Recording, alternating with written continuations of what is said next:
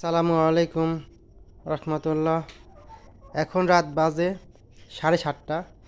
তো আমি এখন খামারে আসছি এখন ডিম তোলার জন্য আর কি। তো এখন দেখাবো আমার 4টা লেয়ার মুরগি, আপনাদের এর আগে বলছি 4টা লেয়ার মুরগি, একটা লেয়ার মোরগ। তো এখন এই দেখেন, এই একটা ডিম পারছে,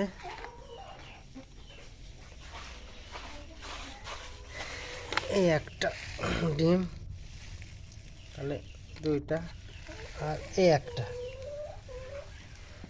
তিনটা, আর এই একটা, এই 4টা করে আমার এই লেয়ার মুরগিগুলো ডিম পারে। তো আপনারা যারা লেয়ার মুরগি সম্বন্ধে জানতে চান তারা আমার কাছে কমেন্টে জানান, আমি আপনাদের সমস্ত কিছু বলবো ইনশাল্লাহ। তো এই বলেই শেষ করছি। আসসালামু আলাইকুম।